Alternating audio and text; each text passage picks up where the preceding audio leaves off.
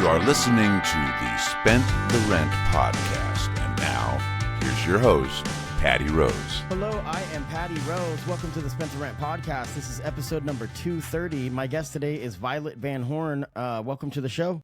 It's good to be here, Pat. Thanks for having me. Yeah, so this is a series that I've been calling the Youth Vote. This is going to be Vol.4. It has been unintentional, and I mean that with everything I stand for, that every guest so far in the series has been LGBT. You and I had talked about doing this before you told me that you were transitioning or are trans. But I think this gives us a great opportunity to discuss some generational gaps. I'm just going to put it that way. You and I've known each other for quite a while, 7 years or so, through the barbershop. You were a customer of ours for many years, not just a customer. We hit it off pretty quick because we're both very vocal, open, social people. Mm-hmm. And also very kind of lean towards like the punk rock ideology. We'll get to that a little bit more. Yeah. But you attended the University of Oregon. Tell me about what you studied there and tell us a little bit about yourself. So I think you and I met in like 2016 because that was roughly when I started school. I didn't write it down. You know, you don't have to write it down. I didn't write it down. I went to U of O to study music. I jumped around a bit from a couple different majors, but eventually I ended up basically studying audio engineering as best I could. There's no technical major for that at U of O, but the cluster of things that I studied and the minors I got were in the orbit of audio engineering. And I graduated in 2021, like year two of the pandemic, and I did not know what the hell I was supposed to do with my degree. And I felt like I had not taken music school seriously enough and that I was not qualified to be trying to get jobs with the degree that I had. And I think I had hoped that the fact that I had a degree would mean that I would be more proficient than I ended up. And I feel like in a lot of ways, like a degree is a floor for your knowledge to be built upon rather than a ticket that says that here I have knowledge. Well, for sure. And then, and as a young adult, like to be prepared with the skill set. I mean, even for me, you know, going to beauty school at 18, at 19, I get done. And then it's like, now you're professional. It was a good 5 to 7 years before I was even, you know, my hands stopped sweating and shaking, you know, but anyway, go ahead. So after I graduated, I didn't know really what to do. I took a job at Geek Squad, and this was like one of the more enriching things I did. It was like the first job I had out of college, and it paid $16 an hour. So live, laugh, love.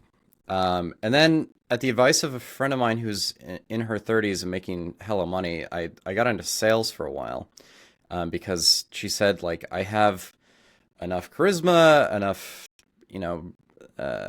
writing energy, like public speaking energy, that she felt like I could probably make that pivot and make hella money. And at the time, hella money sounded really good, and I didn't have any notion of the hella problem that would come from doing sales as your main mode of living. So I went into door-to-door sales for a while. I was selling, for one company, I was selling like roofs and home improvement projects, like basically door knocking and offering free consultations, which were just pitches. And then I worked for a company doing commission-only solar sales. Made a surprising amount of money given how little I worked that summer, but I kept getting into the cycle with these firms where, like, you know, I'd hit month 4 or 5 of working for them, and I would realize that, you know, these prices are exorbitant on the customer end for what the product actually was.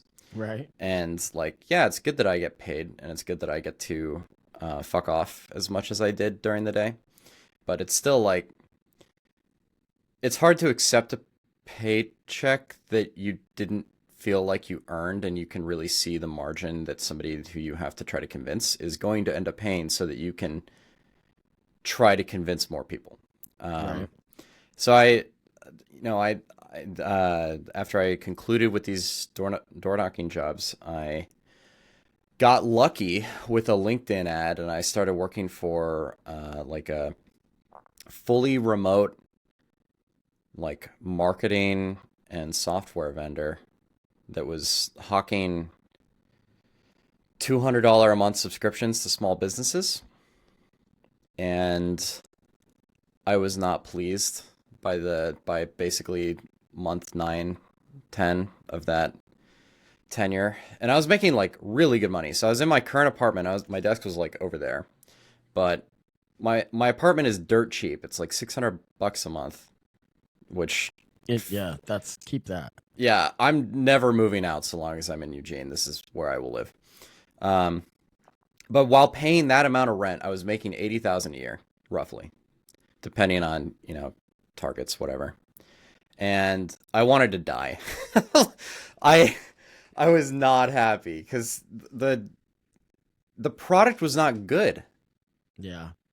And the deliverable was bad, and I had such little control over it as an account rep.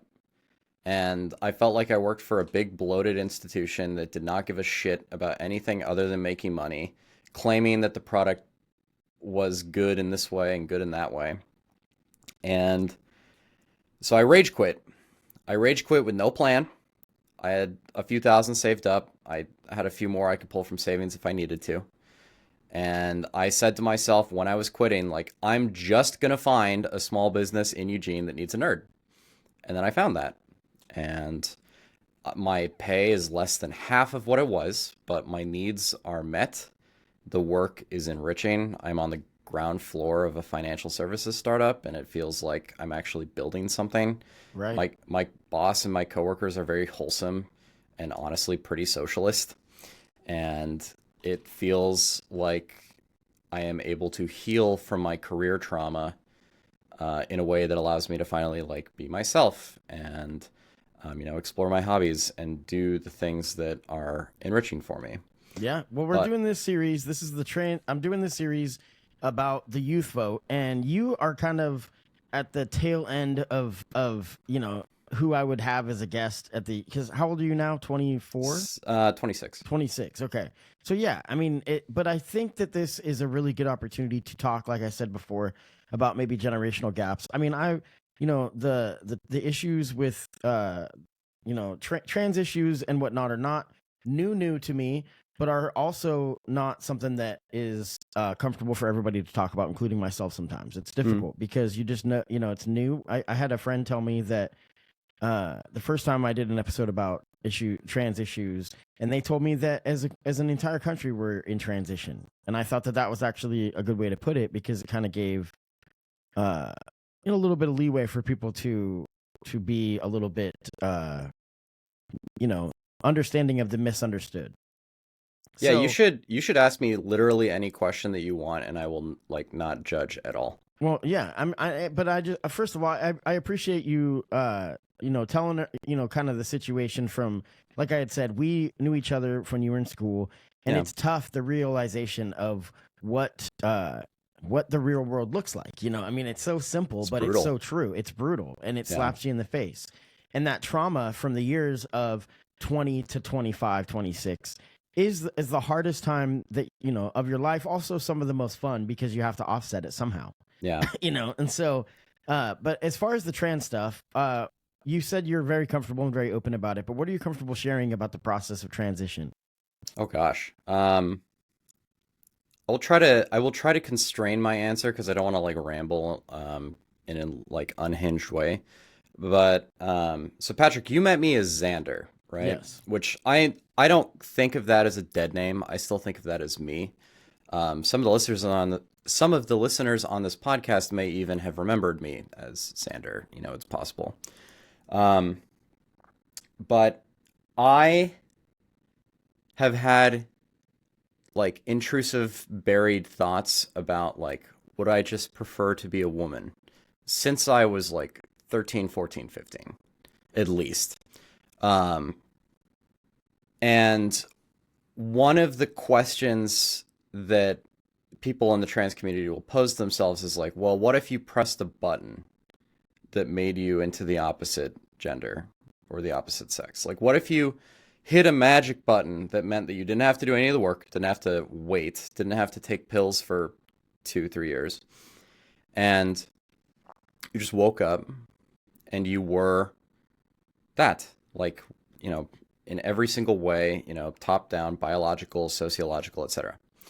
Would you press the button? And I knew since like 13, 14, 15, like that the answer for me was yes. And I, with close friends who I trusted, I, was comfortable sharing that. But the question of would you press the button is not the same thing as do I personally want to transition? And I grappled with this for a long time. Well, yeah, because that's instant versus a process. Yeah. I mean, and an understanding. And let me ask that when the feeling started at 13, 12, 13, whatever, 14, and even then, because to me at 13, 14, the times were very different than they are today. Yeah, this so is like the level of 2012. acceptance, because just I mean, when I graduated from high school, there was probably 2 openly gay men in my high school. Yeah. And that was at South Eugene. And and I remember in middle school, the first girls that were like openly gay and were kissing, and it was this humongous situation, like I mean, it was ridiculous. Everybody was talking about it. It was like J-Lo showed up. But the point is that I know that it was easier, for the idea of acceptance existing at the time when you would have been 13, but it was still very difficult and clear because my mom was a lesbian. I say was because she passed away in 2012. And I don't know about what happens to your gender afterlife, but that's a different conversation for a different day. So I've understood her argument and her struggle with with issues of the LGBT issues is that she had to be in denial. She told me that and there's a difference between orientation and gender, obviously. Yeah. And we're talking right now mostly, we've so far just talked about gender, just about you wanting to be open as female. Yeah. Correct? So the way that I feel my gender is that I kind of don't disidentify with masculinity very hard. And like I have a non-binary flag up on the wall, like right there. But then on the wall behind me, I recently put up the trans flag, Right. Like I kind of feel like an androgynous femboy twink who seems to be growing tits. Like that's what I said to my girlfriend a couple nights ago. But I mean I enjoy being a little bit of a chameleon, and I in a certain social setting where it's preferable for me to be more masculine and like be the like facts and logic bro, like let's solve this problem but collaboratively, and I'll be like polite and helpful about it. Like that feels like Xander. Like I'm still that. But then, there's this part of me that's just like attention whore, like femme queen that sure just likes to, smooch people, right? So the thing that I always wonder about and I worry about, because we're going to talk about politics, and you wanted to talk about the political stress of being trans, and it's so difficult for me to see how this is going to go. As far as there's so much pushback. I was just kind of painting the picture about when I was young and in the 90s, and issues of just being gay were starting to be talked about a lot more openly. I mean, it was a huge deal to see people kissing, same sex people kissing on television. It was a humongous thing, and something that they built up to, almost preparing audiences for it, and there's such a huge pushback in this country on this culture war nonsense that I think has no place in American politics, because the rights come down to being civil rights issues, and in Texas, I now believe that it is illegal to get any type of gender operation. Is that correct? I mean, I'll fully just tell you, I'm not paying attention to the news like very closely. Yeah. Because in order for me to be useful as an activist, and in order for me to like be a healthy member of my community that can give back and like do things to fight the fascism, I have to not be paralyzed within a fear vortex. Sure. Like I am loosely clued in. I don't actually know if that Texas bill passed. I think that it was it's just put being forward. proposed, which is scary. But Yeah, regardless, you know, there's tough things. I do want to not to play devil's advocate, because to me, I'm a big believer that people should be able to have free will and do what they want in their own lives. Yeah. So to me, whatever somebody's lifestyle, whatever, the way that people live, I don't want to say choices, because that's not my place to decide how this stuff comes about. Well, can I offer a like slight pushback that might Sure. surprise you? Yeah. Transitioning is a choice. I mean, externally, sure. I would agree. Internally, we can't. I'm not gonna. I mean, I don't know. I'm not. But yeah. Well, I so wouldn't know. I mean, obviously, you can explain your situation. You know. how many fascists out there would be trans girls or trans men if they were not crystallized into a belief system that prohibited them from like thinking about Sure. that, Yeah. right?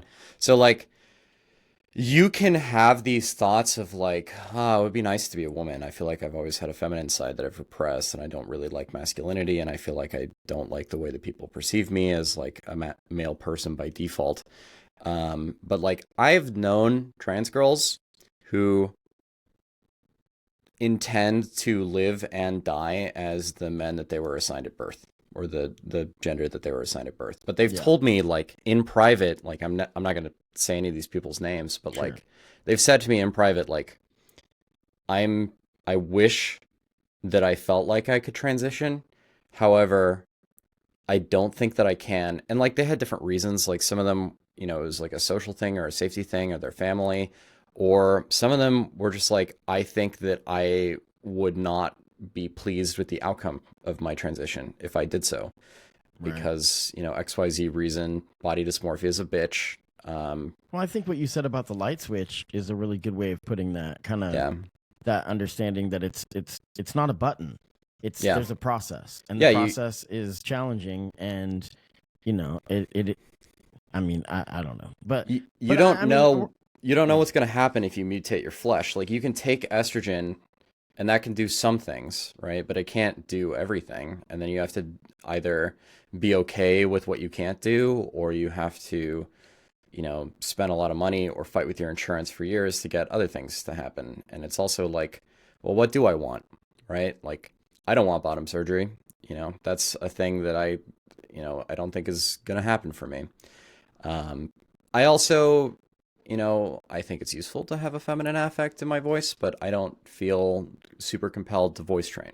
So, like, I think it's up to people what they choose to do, but also like, if somebody is like looking at their body and they've convinced themselves that even if they did as much as they could, they would just still be unhappy with that result. I think for many of those people, it is like psychologically self-induced, and that I was in that state for years, and now I'm really happy with my results, and like I feel more euphoric than I've ever felt.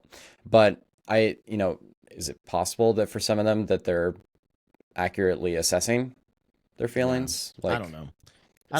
It's tough. It's tough because I'm not in the minds of people making these, decisions to have to make an announcement about either their sexual orientation or their gender or whatever. Yeah. I mean, it's difficult, but I did witness, in the 90s, like I said, my mom, about 94, I was 11 years old when she came out to us, and it was kind of clear at that point she had been living with a woman. We just kind of put two and two. I mean, I didn't really think much of it, because at that point I just figured we were struggling with money, and the more people that were working, the better.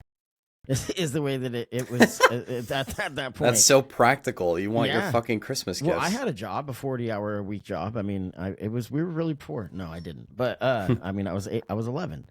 I worked for 36 hours a week. There was labor laws, but like which when Florida are being reversed, which is a fun thing to talk about. Yeah, I love the unironic reinstitution of child labor. Yeah, because they got all the immigrants, so now they've got to change the labor laws to get kids to go to work and not have to take lunch breaks. Anyways, so back to the politics of being trans. Can you be a trans Republican? Some people are. The labels do have to go at this point because there is really two parties in this country. There is the Trump party and there is other. Yeah. Those are the two parties. And I always have had this hard time when I debate people that are on the more conservative side about LGBT issues, because to me, it's completely a civil rights issue. I will be very open and we can have conversations about the sports, and because in competition, I am somebody that is willing to have that tough conversation. Meaning I do think it's not just as simple as saying that everybody should be able to just be in the sport, so I agree. Sport that they, I think that there's certain advantages to certain biological male. Well, I'm 6'3". Yeah. I was 6'4" before estrogen shrunk me down. But so if anyone listening at home wants to hear a great analysis of the transgender sports question, there's a 2-hour video essay. I know this is leftist being stereotypical. There's a 2-hour video essay by the creator Mia Mulder, MIAMULDER, and it is her analyzing, in the most scientific of terms, how you can get fairness from sports, including trans people, including cis people, including intersex people who don't know that they're intersex. They think that they're cisgender, but they actually have an unusual hormonal or chromosomal makeup. The question of trans sports is actually super interesting, and I do get frustrated by some leftists who try to be very ideological about it. And it's trans women are women, let them participate in sports. And it's okay, there are things that we have to consider, but there's also things that you have to consider, even if you had a bunch of cisgender athletes, right? Because people have different builds. They have different bone structure anyway. They have different hormonal makeup anyway. People have different physiologies, and when you have an unusual physiology, you're going to rise to the top of that sport. Now, if your physiology is unusual because you're trans, is that less fair than if you're just kind of a freak and you're cisgender? Michael Phelps has such strange proportions. Is he at an unfair statistical advantage because he has a torso that's disproportionately long? I don't know. I mean, it's a tough conversation. Some of these things, it's going to be an interesting battle to see how the conversations go, because I do believe in me saying that it's a civil rights issue. And a lot of times I consider myself to be progressive, because the way that I look at things is through the lens of personal freedom. Yeah. I want people to be able to live their lives the way that they see fit. Now, that being said, that includes people like Christians that they themselves may not, they don't subscribe to the same ideologies that we're describing. That being said, I have to put this difficult question where does the responsibility, how do I word this? Because it's not somebody, obviously if somebody's rights aren't being violated, then I don't care about their conversation, their opinion on something, right? But when somebody has children that are playing in sports and things like that, I do think that they have some kind of argument, about their rights as well. When there's in the trans sports stuff, because this is a difficult thing. This is where the courts would have to decide. I think I don't think that there are people out there who transition their entire life and their social dynamic and their body and take hormones about, permanent changes to do it for sport, to win a fucking scholarship. No. The point isn't me trying to. I guess I'm more thinking about the fact that I know that the people that are against it will be relentless, and so there's a certain point where I'm just at a certain point, if we can, the trans sports thing, I think, is one area that almost it may need to just be where there's not as vicious of a battle, because I think then it's going to lead to actually not having rights at all. I do it's an interesting hill to die on. Now, and I don't want to get too caught in the weeds on that issue. about the issue of tolerance, right? Now, this is so interesting to me as somebody that considers themselves to be a progressive, maybe leftist to some point, because I believe in tolerance, but that includes tolerance towards Christians, who are in themselves by nature intolerant. And so that's such a difficult thing to approach in society. And that's just basically what it feels like to be a Democrat right now. It's like, how do you approach somebody that's intolerant to you? And I mean, I guess I can ask you that question, because how do you approach a political world that is intolerant to you? Okay, so you said like 3 things that I have to respond to, so I'm going to try to hold all of them in my head while I speak. So,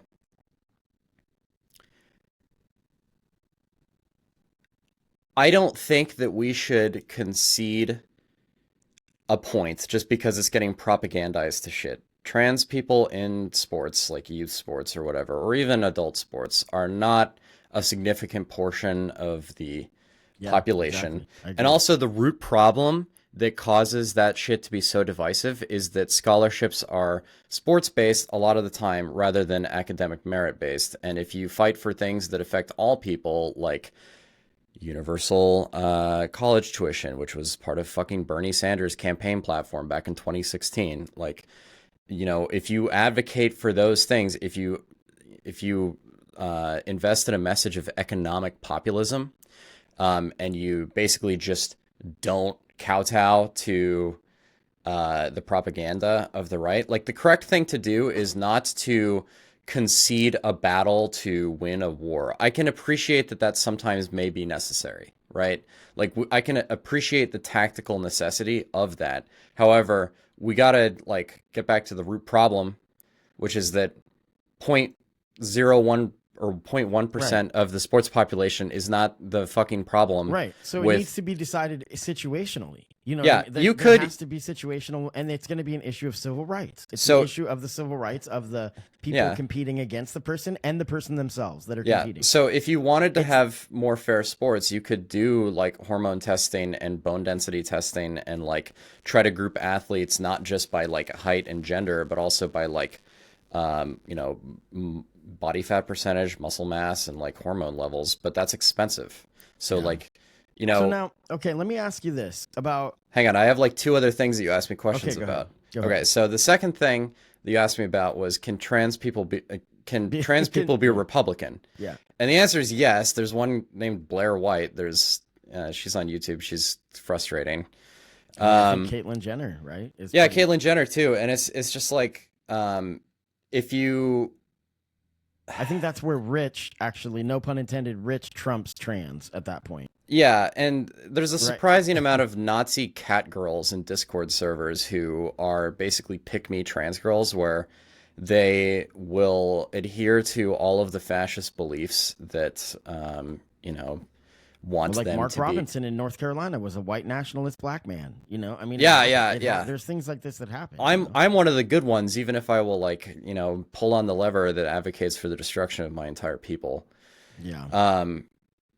So they exist. I mean, they're trans, right? Like, I'm not going to invalidate, you know, Caitlyn Jenner is a woman, you know, but I think she's a repulsive woman who has shitty politics and who hasn't like given thought to anything. And she's also killed somebody allegedly killed somebody in a car accident. You know, I don't want to get sued, but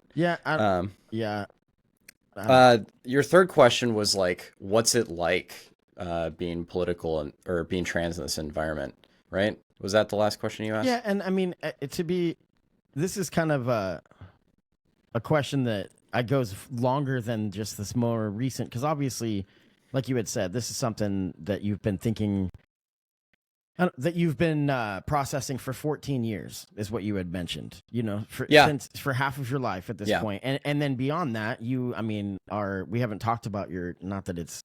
I don't know. These are always tough because the issue of pronouns. I'm going to go sidetracked for a second. Oh, yeah. She, they, he. Because, okay, and see, that's the thing. Where is society? I'm just going to be blunt with this. What is society's responsibility when it comes to the trans stuff? You know, like, meaning, how much do people need to educate themselves? And this is where my whole stance on stuff is that it's individual rights on how somebody lives their lives. Now, because certain things, there's going to be markers of, I don't think that we're ever going to see a world where it's going to be so fluid that, or at least in America, or I don't know. I mean, maybe and this is where the generational gaps come in, because I think that you may see that possibility where gender is that fluid and open, that people are more, I don't know how to explain this, because in the world that I came up in, it's definitely going to be treated as other, right? And so we have to, obviously we are doing this transition where we learn language and different things, and a lot of people are going to be really resistant and are very unwilling, and like we have just, for different reasons. And I don't know how much I see that absolutely changing. I mean, I do feel, I hear you. God, I have like so many thoughts in response to that. I'm going to try to. I know. Go ahead. We're here. Whatever. I do feel like a little freak in a lot of like social settings. Like I think I experienced this pivot about 5 months ago. So about 5 months ago was the point at which like the tits that I was growing like started to be pretty visible through clothes. And at a certain point, I like switched up the wardrobe I was wearing to be like somewhat more emphasizing of that and like more openly feminine. I was wearing skirts and, fishnets to work sometimes. And it felt like very good aesthetically, and it felt very feminine and euphoric to do. But also like you do get looks from people just around. Like, I walk by a tire shop, every day when I go to work, and you get looks from the like oil covered, grease covered hands of the men who work there. To be honest with you, and I'm somebody that tries to be an ally. I really do, and I try. And I'm sitting down and talking about this because I want to be somebody that elevates voices and helps people express whatever topics are challenging in our community and just different things. And you and I are friends, and I respect your openness on a lot of these issues, and I know that there's a place where we can have an open conversation. I'll be the first to admit these issues are so prevalent in our minds when I see people that are, obviously early in the process. I don't know the terminology exactly, but very. It catches your eye though, as somebody that's a cis male, and there's a difficult situation for me because with trans women, I've had really close friends of mine now, multiple friends that I've had this conversation with. That's really difficult, where there's shame on some cis males for being unwilling to date trans women, right? And I think that is a really tough thing, because then it becomes an issue of my choices or my orientation, right? I mean, it's I think that certain people can decide how they want to look at things. That's the difficult thing, because what is it viewed as somebody's responsibility on how what if they're not interested in hearing about somebody's gender? Like, does that I know this sounds like they're not gonna be rude. They're not rude to you. They're not in your face. And I'm kind of playing devil's advocate. I'm not trying to be like harsh. I'm just saying, I know that these issues, I'm kind of saying about what I think inside, what I feel inside, and then also thinking about the people that I know that are going to be really resistant. So I'm not. Do you know what I mean if I say the word woke scold? No, explain it. Okay, so I have like a couple thoughts lined up in response. So you asked like what responsibility do people have to like educate themselves versus like, what responbility? It sounds so callous, but I think it's an important question. Do you know what I mean? Like, I don't mean it to sound callous. No, I think it's an excellent question. Yeah, okay. So when I was in college and also high school, I was not a great person. I felt like I had a lot of I almost went down the alt-right pipeline for a while. And I for a long time was Can you explain real quick what that means? Because that's like memes. That's like sending memes that have like there's no morality left, is what that actually means to me. Is that what you're kind of implying? Like meaning like no. The alt-right pipeline. When you say the alt-right pipeline, what do you mean by that? So if you go to YouTube with a fresh account, like a fresh account that has like literally no data or tracking associated to it, and you watch one episode of the Joe Rogan podcast and you let it autoplay, you will end up in a little black hole of YouTube where you will get referred to multiple creators from that part of YouTube who express increasingly reactionary, conservative, and fascist standpoints, eventually like in the Trump sphere, the like anti-LGBTQ sphere, and the like fuck you blue-haired liberal, fuck you like triggered snowflake. Like essentially you end up in this part of YouTube, or this is applicable on other social media sites too. Most algorithms will left unattended, a lot of algorithms will take you towards a place of hate, because hate gets you engagement, and engagement gets you views, and engagement causes like media buzz. And like the algorithms are not designed really by humans. These are just things that optimize blindly for view time, right? And what you get is you get this like sphere of YouTube, like the manosphere, or like Jordan Peterson or Stefan Molyneux, or just like Nazi YouTube, that is surprisingly good, shockingly, terrifyingly good at radicalizing young men. And when I was a teenager, in early college or what have you, my reaction to hearing about non-binary genders and my like earnest, good faith engagement with the topic was confusion, frustration, and like, ugh, why can't you just be normal? Why do you have to be this like weirdo who has like neo pronouns, or you're like a third gender or whatever the fuck? And I think that when I was saying these things, I was being earnest. I really do think that. And that like when I when I was the straight boy who was just asking questions, I was really, really trying not to be malicious about it. And I do think that there was like a little bit of internalized transphobia, because like if I really engaged with the question of whether someone could change their gender, then this necessarily leads me to think, well, maybe I could change my gender. And that's like a scary thought, right? But I really appreciated some of the good faith conversations I had with leftists who did not treat me as somebody who was already a fascist. So there's this tendency within leftist spaces that you get blue-haired liberal snowflake types. Like I say that kind of as an exaggeration, kind of as Sure. like that. Those people, they're kind of real.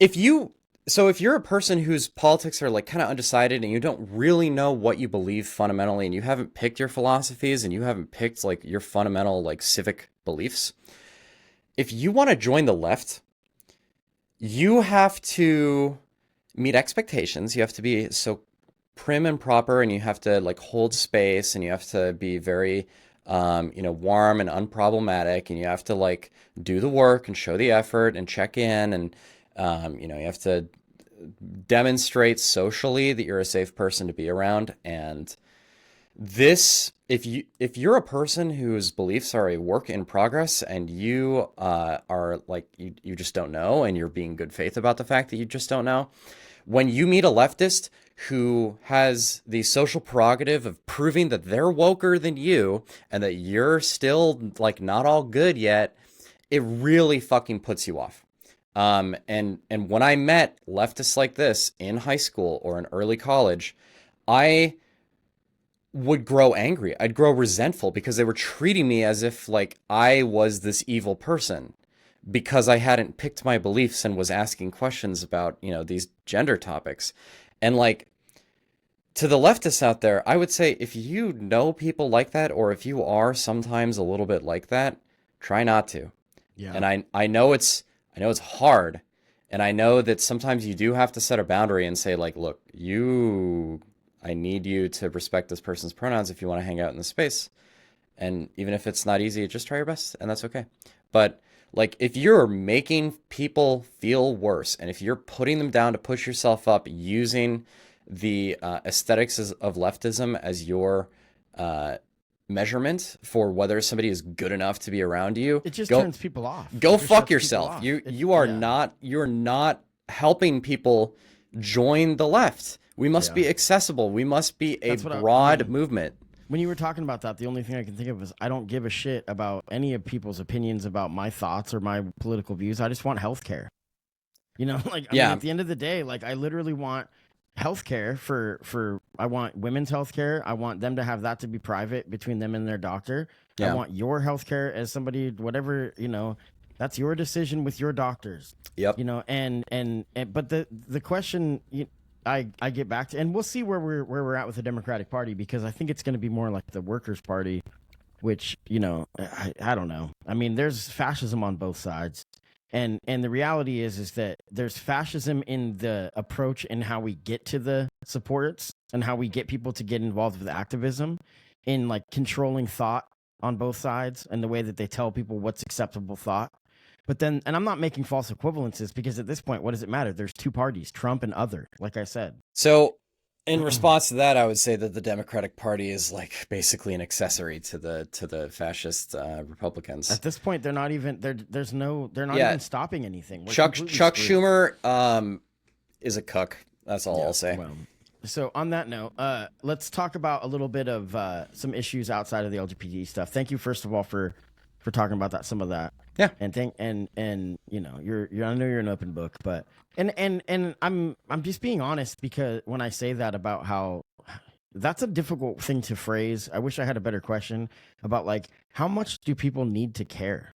Because at a certain point, I think that people are, unfortunately, I don't know. Like, we've talked about it enough for today, I think. But to answer one final question, I don't think that a straight guy is problematic if they don't want to date a trans girl. Like, having a genital preference is fine. You know, it's gonna have to be, you know, for a lot of people. And I think that that's a tough thing, but at the end of the day, we all just need to be kinder to each other and just treat each other with a little bit more respect all the way around.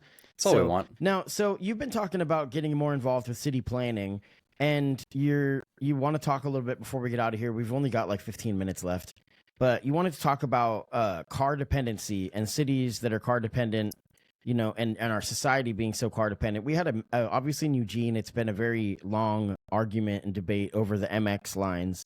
And there's always no MX signs on every single corridor when they talk about it. I've talked about it ad nauseum on the podcast about how there was an MX line, which is the Emerald Bus line that goes out River Road. It goes out West 11th, it goes out River Road, all the you know.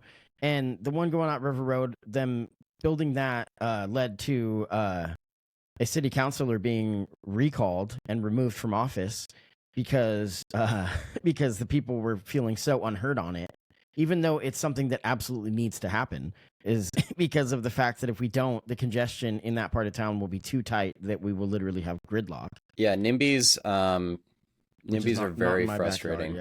Yeah, it's basically the type of homeowner who supports positive change and accepts that the thing that you're trying to do is great, but, you know, not in my part of the town. Not in my backyard. Yeah, not in my backyard. People see bus lines as a representative of crime and poverty.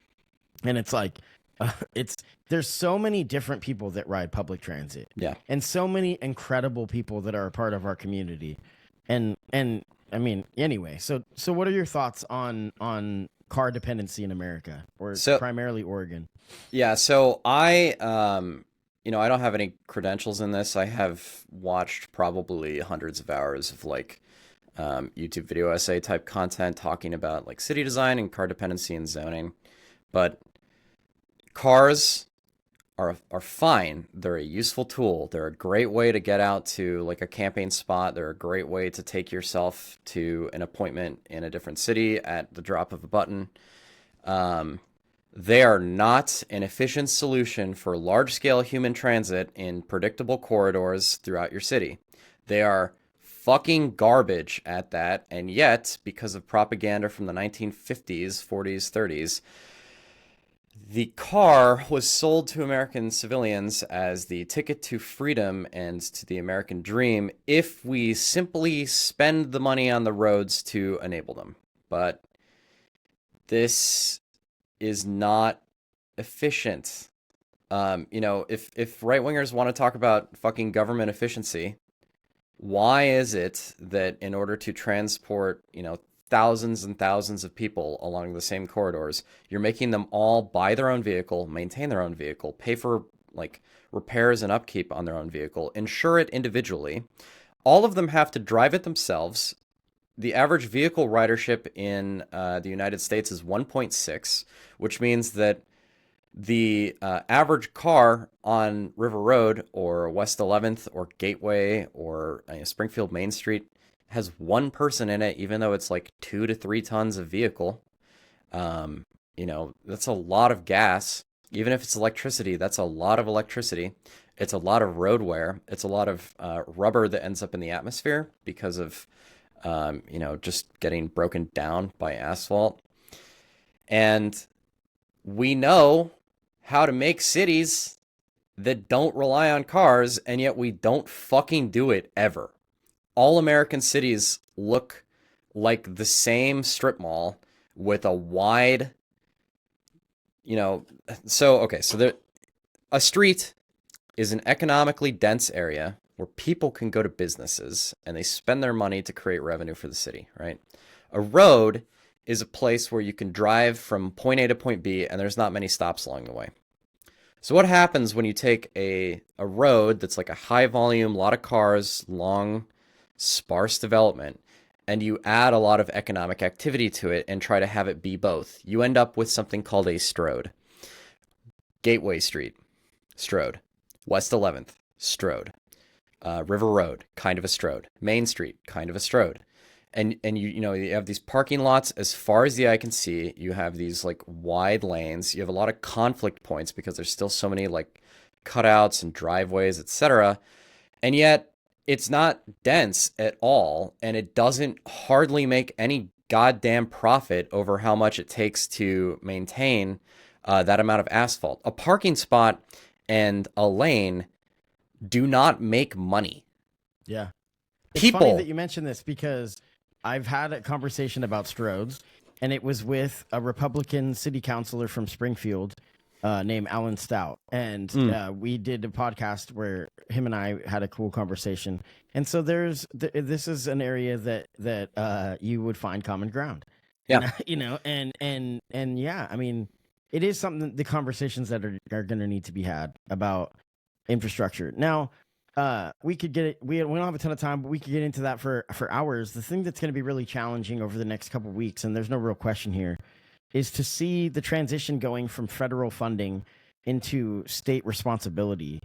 Because the state is going to have to pick up a lot of the slack on a lot of the programs that people are used to, or we're going to have a lot of problems. Because obviously, with the Department of Education being basically abolished and then sold for parts to different organizations like the Small Business Association and Health and Human Services, it'll be interesting to see how this stuff plays out because there's going to be shortfalls and it's going to be tough. It's going to get so incredibly worse before it gets better. Yeah. So I don't know if we have enough time. I was going to talk about the book Bowling Alone. I just watched a documentary called Join or Die, and I think it's a really good watch on Netflix for anybody listening. Go to Netflix, watch Join or Die. It's about Robert Putnam, and he wrote a book called Bowling Alone that was about how America has a decreasing amount of clubs, about people being involved with different things. And what I've seen in Oregon is an involvement in civic participation going up, especially since 2020. And it's always been a big thing in Oregon, but I feel like more people have gotten involved because social media has kind of amplified it, made it more possible. But I wonder if activism counts as a club, because I sometimes think that what is important about being involved in a club is finding people you disagree with, and sometimes activism is trying to find people we agree with, and I don't know. So go ahead. I have a relatively, I enjoy being an ambassador of the queer community, and I enjoy being one of the good ones. And I like, as much as I hate being referred to in that way, like if what I does can that be, mean? That means because you're willing to like let people be a little bit more open about maybe their It you know? it's them trying to distance me from other queers so that they continue to think of queer people as like freaks and like mentally ill, like I pedophile don't know. groomers, Yeah, whatever. I don't know who you hang S- out with. Well, okay, so hang on. I got off on a sidetrack, but like, people who I disagree with, I'm happy to have disagreements with somebody about like, XYZ topic or city planning or music or whatever, but like I am not really interested in hanging out with people who disagree on my civil rights. Absolutely. Yeah, And that's the whole thing. That's at this point, it's tough with family, even for yeah, me, who's not LGBT. I care so yeah, much about marriage equality and those issues that yeah. I have a hard time supporting people that don't So or so wanting like to. Yeah, I will be an ambassador if I end up interacting with those people, and I will, present myself very, positively and make their friend. But like, hearing like one of the good ones, it really like makes my skin crawl because it shows what they think of the rest of the community and that they want to like put me on a pedestal above that. And it's like, no, don't do that. yeah. Well, no, I mean, I don't know. I don't see. I don't. I've known you. I don't see you for gender. I don't see you. I don't. I Hmm. don't. I don't think about. I mean, I know you as my friend. You know. You know. And Aw. I mean, I'm not gonna sleep with you, so it really is doesn't matter what you do. But Well, I'm not going to sleep with you either. yeah. I mean, and that's the way that it's just I support my friends, and I'm glad you're happy, and that's the thing that I've known you a while now, and I know that you've struggled, and I mean, I think a lot of it I attribute to the age that you're going through the hardest time in your life, you know, Yeah. and I'm glad that you're coming out of it with some peace and serenity, and Yeah. in today's world, I don't know how that's possible. So commendable actions on that. So you wanted to plug something before we get out of here. You wanted to talk about Critical Mass, which is a monthly bike ride. I used Hmm. to be in a hip hop group that was called the Critical Masters, Ah, and it was based off of this, basically. really? And yeah, it was in Eugene and back in the day. And so talk about why that was the call to action that you wanted to have at the end of the show. Yeah, so I went to Critical Mass for the first time in September, and I met a ton of people who I quite liked and who I felt like really resonated with me in terms of like activism and music and like community. We didn't really talk about how isolating it can be living in a car-dependent society, but like it can be very hard to get out and find yourself in a social space that feels good and feels like you can make connections with people readily. And being on a bicycle, um, you know, bumping music, riding around downtown Eugene, and then going to dance somewhere afterwards, has really made me feel alive. So a quick diatribe, if I may. So in the '80s, gay rights activists usually had days that they would go to funerals and mourn their fallen in the morning, and during the days they were active and doing their activism. But in the evenings they would go to dance clubs and they would dance and they would like really let it all out, and like let loose on the dance floor. And if you interview those activists, I haven't interviewed them, but I've listened to some interviews, and they'll say like the dancing kept them sane. And if you find yourself listening to this podcast and you're wondering what you can do and wondering like how you can connect with your community and like connect with your body and like feel alive, you have to find something, whether it's dancing or music or being creative or making gizmos, writing poems, like going on sweet dates and like improving yourself. Like you have to be healthy and okay in order to have the energy and ability to give back. So for me, one big piece of that was Critical Mass. And I met so many people there who I now cherish as friends. And that was only 6 months ago, right? So Fridays, last Friday of every month, we had one last night, actually. I was, that's where I was. 6:30 p.m., Kesey Square. That's right by Slice Pizza. We meet, and then we ride around for a while. And then How many people would you estimate was there last night? last night it was like 30 to 40. In the summer, we get up to like 150. And that's one of the things in that documentary. That's why I had segued this. I kind of wanted to talk about clubs and being involved. they talked about an African American group that started a bike ride that would get together once a month, and it was for people that didn't really know a lot of black people in their neighborhood, so that it was a way to meet.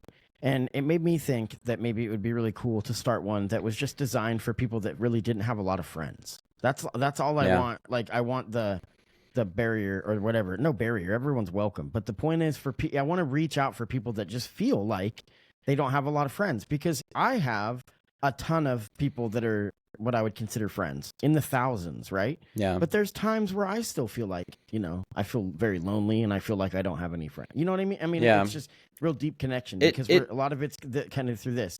So I want to, maybe down the road kind of create something like, maybe you can help with that. Something about if you've done some of the work with the bike rides. I think that's cool. So yeah, check out Critical Mass. Is there a website for that, or when they announce it? Gosh, I should have looked this I'm sure up that you can beforehand. Google Critical Mass Eugene bike ride. Yeah, and it'll pop up. But we're gonna get out of here, and so Violet Van Horn, thank you so much. This has been the Spent the Rent podcast, episode 230.